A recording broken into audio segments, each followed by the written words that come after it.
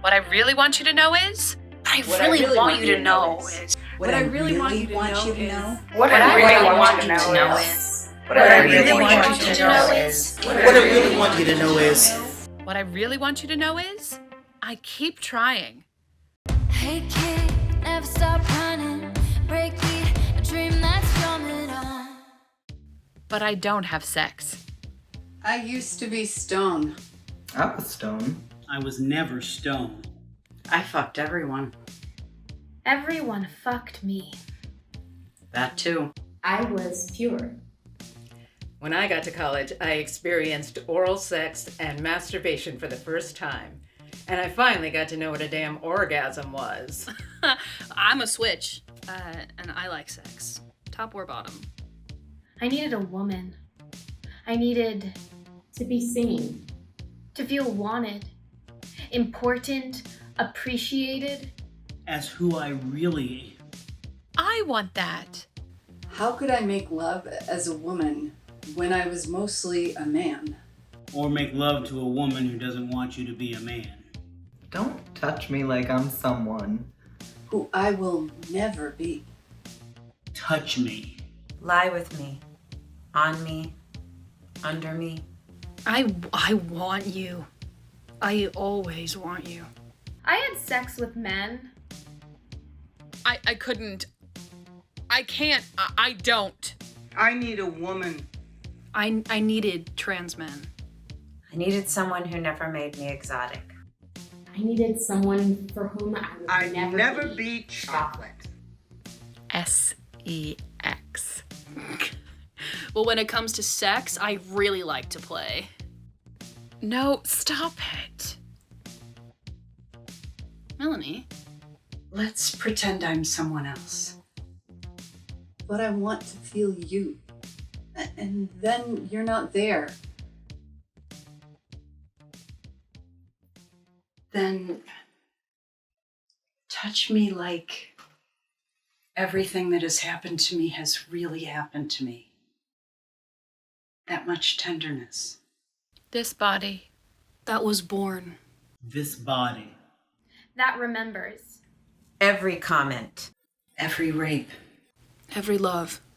Every hope. What this body knows. What this heart wants. What these hands can hold. All of me. When you hold my body, you hold all of me. There's heat. Or there isn't. What is it now, Melanie? Listening for once wouldn't kill you. I'm glad to hear that. Could you get off my bed? So, my therapist is Xander's ex-girlfriend lover hookup sub thing. What are you going to do about that? If I knew, I wouldn't be asking you. Seems like you should talk to your brother and your therapist. Of course, and Xander will say, when it comes to therapy, I don't play. Why don't you love me? What are you talking about? Of course I love you. You loved Z. No matter if Z was a lesbian or trans man or an agender makes it up as Z goes along person, it never mattered. Should it have? I got hurt. I needed to earn enough money so I could leave your father. And then I did. I was 12. It was a little late. I did the best I could with what I had. And I'm sorry. I'm really very sorry. But you're not fixing it. How am I supposed to do that? I don't know. My mother always made me feel less than. My mother never made me feel less than. My mother took me with her everywhere. My mother was a malignant narcissist hypochondriac who looked like Julie Andrews. Mine looks like Christina Applegate. Mine kept getting facelifts. We called her the evil queen. Yeah, mine kept me to the highest standards. Mine had a lot of rules, you feel me? I do, girl. Like never over 140 pounds, always makeup except when you sleep, keep the Slim Fast in the fridge. Don't show your cleavage, don't show your belly, don't wear short shorts. Watch what you eat, don't be trashy or masculine, don't be a muffin diver. Don't be too smart. No man will want you. You gain weight, you look good. You gain weight, you need to change your eating. You lose weight, you look good. You lose weight, you look like a plank. What is that? And of course, hair. The hair. I could write a book on how to be ladylike, how to be perfect, how to be her. My mother told me what weight people seem to think she looked best at, so that I could use that as a reference. When I got my driver's license, the first thing she said to me when she looked at it was, "You could have lied about your weight." My mother said, "You look old. You need a facelift." My mother raised me on her own. My father wanted to see us more. Raised me witness, raised me close. My grandmother taught me to be a chameleon. I fit in more spaces because I'm wider, so be all things to all people, take what I need, and then go. I was homeschooled by my mom so I can get a better education. She'd been to college and it was her and the Baptist. Like, I wasn't there. She couldn't love me. Not important enough to protect. I wasn't allowed to exist. Me either. But now she's asking my pronouns. She's going to therapy. Yeah, after I turned adult, my mother, well, she wouldn't say anything. She wouldn't judge. You take care of yourself the best way you know how after every visit. She loved me. My mom's love was the right love for me. My mother was here. Now she's gone.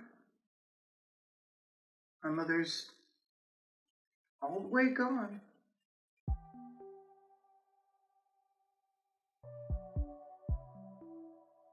I should have told you more. Like, I don't want to be with a man. Like, Dad's working all the time now. I should have said that sometimes I felt like I would never measure up to you. I should have said maybe I wasn't what you wanted, but you know you were. You never gave me recipes for anything. Couldn't even eat my way back to you. Stop. Eating. Stop trying to get to me. It's not your time to pass over. Great. Now I have a dead mother who knows everything. You're not ever coming back, are you? You're not ever coming back.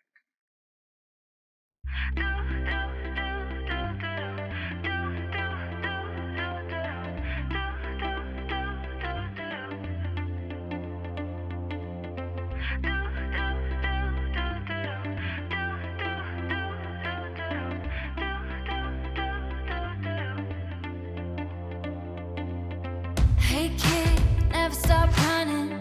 Breakbeat, a dream that's drumming on. In the backseat, we're humming, and we rise up with the setting sun.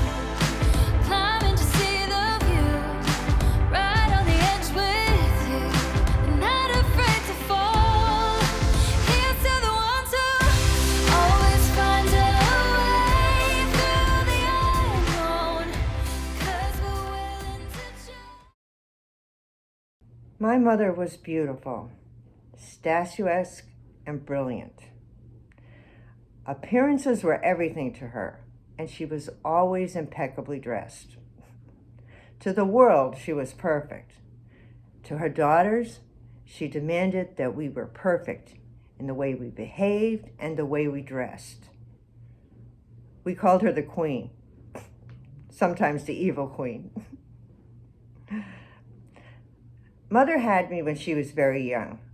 I was the oldest, and people always thought we were sisters. It annoyed me to no end. When we got older, Mother had a facelift, and she looked terrific. It was gorgeous. It wasn't one of those botch jobs like you see in the tabloids. And then 10 years later, she got another facelift, and like Dorian Gray, she didn't age. Me, on the other hand, I didn't have work done, much to her disgusted and disappointed attitude. So one day we're going for a walk, and the tiresome question comes up. Are you two sisters?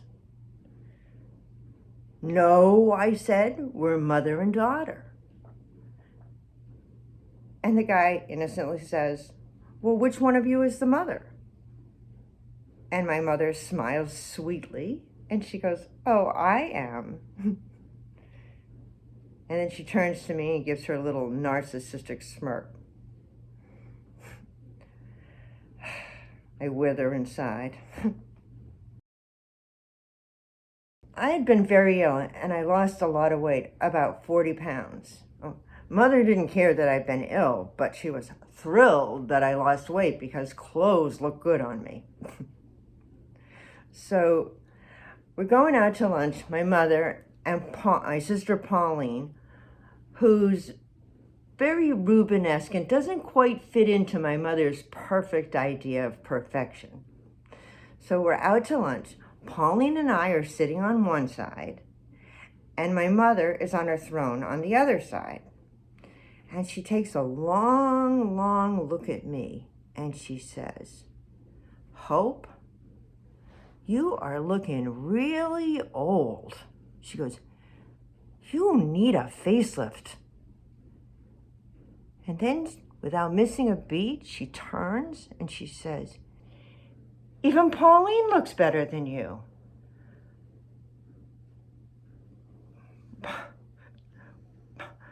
Pauline and I are speechless. And then we turn around to each other. We start laughing. And Pauline says, even I look better than you. We're laughing, we're poking each other, we're making a lot of noise, and Mother is completely embarrassed. She's all shriveling up, because, we're making a scene, we're making noise, we're actually banging things because we're making her embarrassed, we're making her more embarrassed. So finally, we're asked to leave. I'll never forget that.